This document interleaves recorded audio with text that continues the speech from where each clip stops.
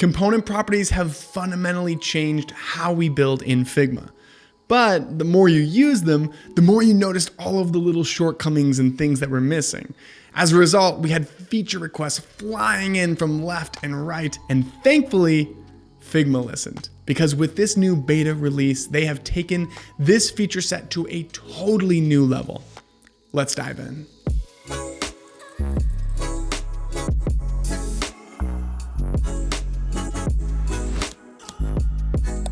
By far, my favorite part of the new component properties beta is the addition of bubble properties. What bubble properties do is they allow us to surface the variant options from all of the nested subcomponents within our parent components. So as an example, before we had this form component here. Now, component properties already made a huge difference because they allowed us to consolidate our variant set down to a single streamlined component.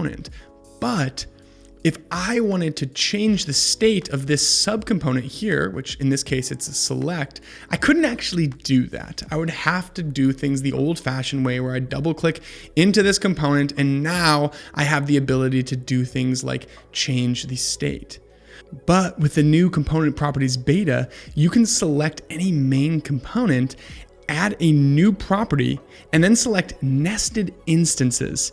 And that's going to allow you to select this subcomponent. So if we go back to an instance of this component, this is what adds my input below. So now I can come in here, change something to a text area, and it's automatically going to update my nested component. And then I have all of the controls. So maybe I want to change things to a air state, and maybe I want to add a WYSIWYG editor on top. I can do all of that right from the parent level. No more cracking open the layer list.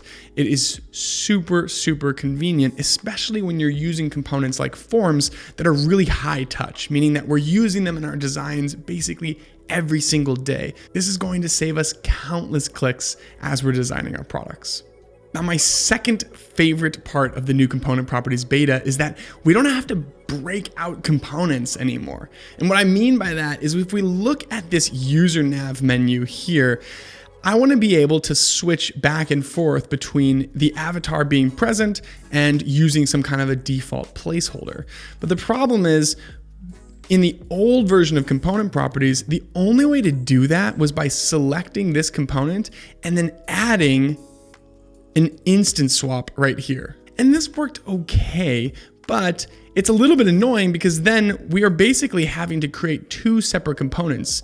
And I would often find myself using some kind of a naming system like this, where I would use the component name / the state. And then when we're using the component itself, it's also just another click too. So we have this swap avatar, and you can change this to the filled right here. It's not that bad in this example, but you knew that this wasn't the best that it could be.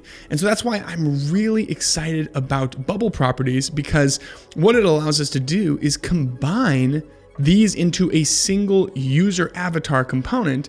And now we can just use the normal variant system, which is going to give us this nice nested user avatar within our nav menu.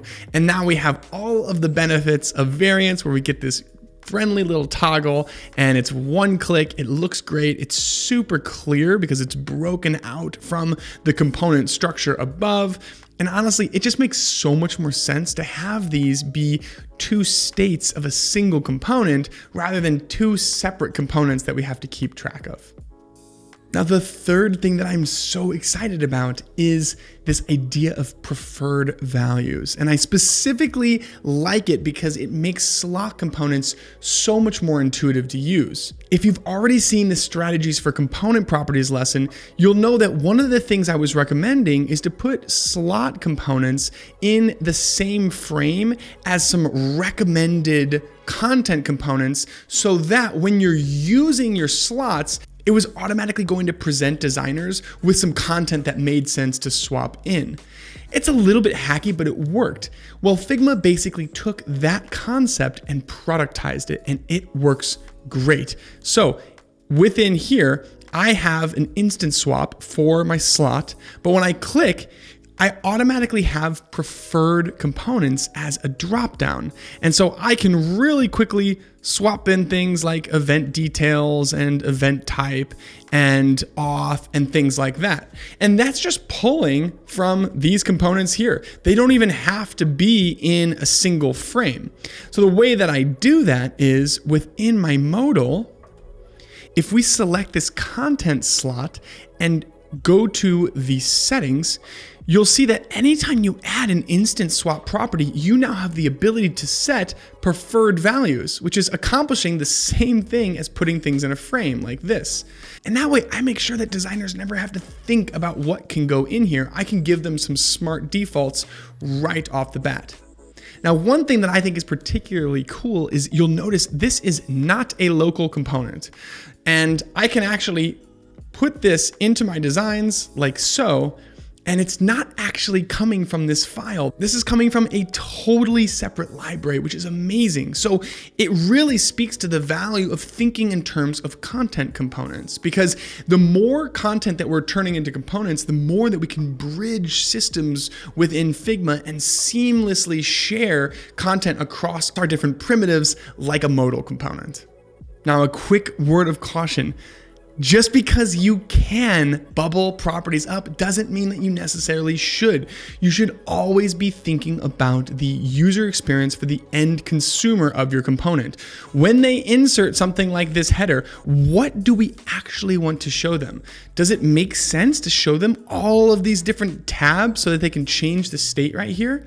Maybe, but it depends on your use case. So talk to the other designers on your team. Make sure that you have some kind of a shared understanding for how much of this do we need to be accessible within the properties panel. Because at the end of the day, it's still not that big of a deal to come in here and select a nested subcomponent. Sometimes that's actually a better idea rather than putting a million things into this panel. Now, the last piece of advice I'll leave you with is to only show what's necessary. And Figma makes that super easy now with the new simplify all instances. So if you click on any main component and go into the settings, you'll notice a checkbox at the bottom called simplify all instances. And what this does is it just hides layers in the layer list that don't have properties associated with them.